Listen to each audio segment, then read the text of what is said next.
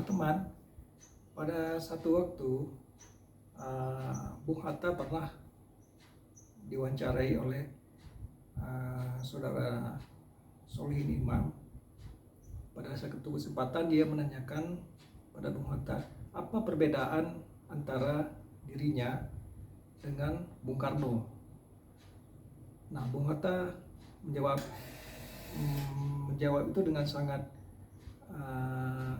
sederhana sekali. Dia menjawab bahwa perbedaan antara dirinya dengan Soekarno adalah bahwa dirinya itu bersikap federalis dan Soekarno itu sangat unitaris. Nah, artinya ada perbedaan visi untuk tentang bagaimana menetapkan bentuk negara dari awal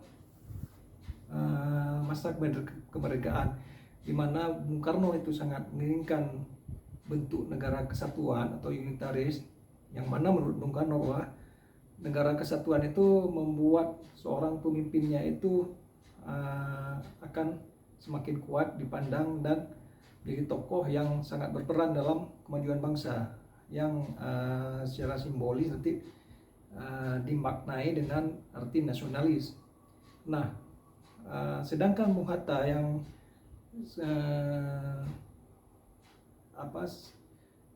semestinya bahwa memang belajar dari beberapa role model bentuk negara-negara Eropa lainnya,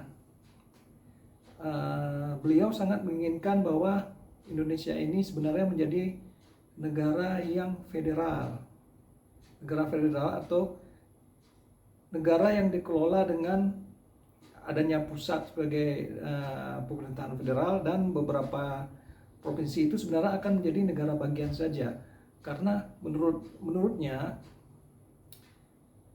keragaman bangsa, keragaman budaya, suku, ras yang ada di Indonesia ini semestinya tidak bisa dikelola dengan cara pandang yang unitaris, karena keragaman itu jika dikerjakan dengan sudut pandang yang unitaris, sifatnya nanti akan lebih pada sentralistik, di mana pemerintahan pusat itu terpusat.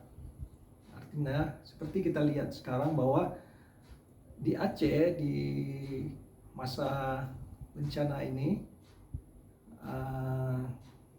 adanya perbedaan pendapat tentang bagaimana menetapkan, kenapa pusat tidak mau menetapkan bencana banjir di Sumatera ini sebagai bencana nasional.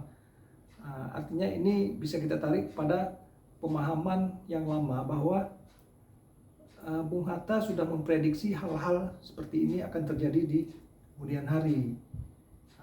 Cara pandang yang berbeda melalui suku, ras, budaya yang ada di seluruh Indonesia, yang kejadian yang ada di Sumatera ini mungkin dimaknai oleh pemerintahan yang terpusat di Pulau Jawa itu secara berbeda.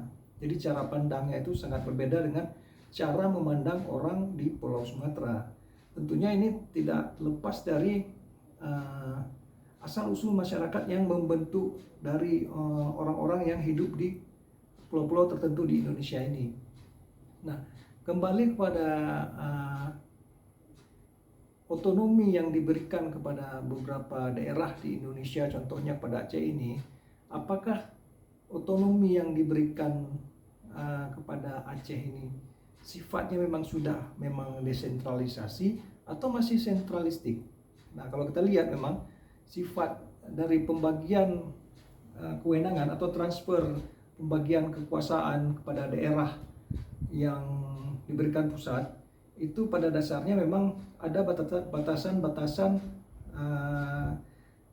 pembagian kekuasaan yang dilakukan oleh daerah. Artinya daerah walaupun mengurus rumah tangganya sendiri, ada beberapa hal di mana pusat masih mengendalikan atau mengelola kewenangan yang bersifat absolut, seperti contohnya politik luar negeri, pertahanan, keamanan, moneter, justisi, dan agama.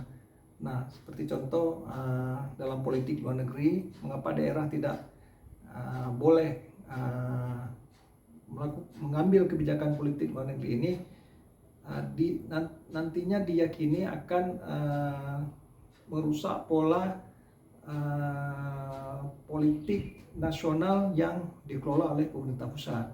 Nah, artinya gubernur dan bupati sebagai kepala daerah yang ada di Aceh itu bahkan dalam konsep politik luar negeri bahkan tidak bisa mengomentari masalah-masalah yang ada di luar negeri, apalagi untuk menetapkan diplomasi secara daerah atau dengan negara-negara luar, karena itu memang undang-undang tidak memperbolehkan hal itu. Memang sangat disayangkan, artinya UUPA yang dibangun, yang dihasilkan dari MOU pada tahun 2005 itu sejujurnya tidak dapat semua butir-butir itu dilaksanakan, karena mungkin pada saat itu tidak dipahami oleh orang-orang yang melakukan perundingan di situ. Artinya dalam tata kelola pemerintahan di Indonesia ini ada hal-hal yang memang sudah absolut, itu tidak bisa di mana aturan lain itu mengangkangi aturan yang sudah ada. Nah, ini juga bisa kita lihat dari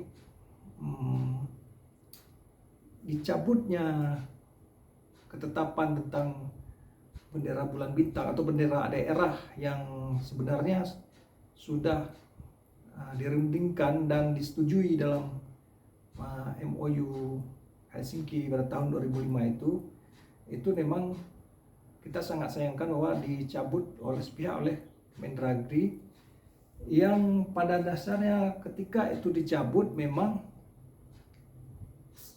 sesuai dengan undang-undang, karena sebelum bentuk negara kesatuan ini diubah, memang undang-undang tidak memperbolehkan adanya bendera lain di daerah-daerah yang ada di Indonesia. Nah, mungkin gambaran umum ini sulit dipahami bagi mayoritas pihak yang awam ilmu politik. Tapi memang kita sangat sayangkan bahwa saat kesepakatan itu dilakukan, seharusnya ada orang-orang yang memahami bahwa butir-butir itu pada nanti kesempatan di kedepannya bisa betul-betul diwujudkan atau tidak. Nah, pada saat ini kita sangat sayangkan bahwa memang bendera bulan bintang sebelum hakikatnya bentuk negara Indonesia ini diubah dari bentuk unitaris kepada federasi atau federatif, itu sama sekali tidak bisa dipakai. Nah, apalagi hal-hal seperti yang kemarin politik luar negeri, daerah masing-masing daerah itu melakukan kontak dengan beberapa negara luar melalui diplomasinya, yang seperti ingin memasukkan bantuan tapi pemerintah pusat itu melarang. Memang keniscayaan dari kewenangan yang dimiliki oleh pemerintahan pusat memang begitulah adanya, dan memang tidak bisa diintervensi oleh daerah. Nah, transfer pembagian kekuasaan atau transfer kewenangan yang dilakukan oleh pusat pada daerah ini terbatas pada hal-hal tertentu. Bahkan dewasa ini kita lihat dalam hal perizinan pun, yang dulu beberapa daerah itu bisa mengelola perizinannya sendiri, seperti mengelola perizinan tambang, mengelola perizinan berusaha, badan usaha, atau perizinan lain, itu bahkan sekarang sudah diambil oleh pemerintahan pusat melalui sistem digitalisasi perizinan yang kita kenal dengan sekarang yang disebut OSS, Online single submission itu. Nah, tidak heran jika kita bisa melihat nanti adanya perusahaan-perusahaan luar yang mengurus izin perizinan di daerah kita di Aceh, misalkan mengurus izin tambang atau jenis-jenis usaha lainnya. Itu jika daerah tidak memberikan rekomendasi izin, itu pemerintah pusat bisa langsung mengeluarkan izin tersebut. Ini memang cukup memprihatinkan bahwa sistem dari politik di Indonesia yang desentralisasi ini sebenarnya masih desentralisasi semu. Nah, sistem yang makin terbangun ke depan ini kita melihatnya karakternya semakin sentralistik. Demikian pula yang kita lihat bahwa dalam sistem politik di Indonesia di mana sistemnya memakai sistem presidensial, karena presiden itu dipilih langsung oleh rakyat, artinya presiden itu berdaulat penuh atas kewenangan rakyat yang diserahkan pada dirinya. Tapi itu juga berjalan dengan tidak seperti keinginan apa yang dinyatakan dalam undang-undang. Nah, sistem presidensial itu pada hakikatnya oposisi presiden itu adalah semua anggota legislatif yang ada di Dewan Perwakilan Rakyat tersebut. Nah, presiden dan parlemen itu adalah tidak melakukan korporasi kekuasaan yang seperti kita lihat sekarang itu, di mana jauh-jauh hari bahkan sebelum presiden terpilih itu ditetapkan, bahkan dari masa kampanye pun calon presiden sudah berkoalisi dengan para parpol yang untuk membentuk satu korporasi kekuasaan jika memenangkan pemilu. Ini memang cukup disayangkan bahwa semua sistem politik yang berjalan di Indonesia kita ini berjalan dengan semu. Artinya saat Soeharto digulingkan dengan semangat reformasi 98 itu, yang mana masyarakat ingin reformasi seluruh alat-alat kekuasaan, komponen kekuasaan, reformasi birokrasi, dan segala sudut pandang cara-cara Orde Baru yang lama itu menjadi sebuah tata kelola pemerintahan baru yang lebih baik. Ternyata pada saat kita menggulingkan Soeharto itu di masa dulu 98, kita bahkan tidak mempersiapkan apa yang harus kita lakukan setelah Soeharto itu nanti jatuh.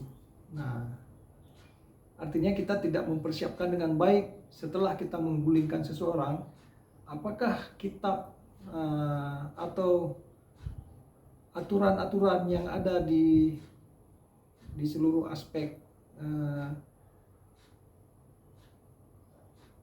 pemerintahan yang baru ini disiapkan dengan cara yang memang lebih baik, atau justru mengarah ke arah yang lebih buruk.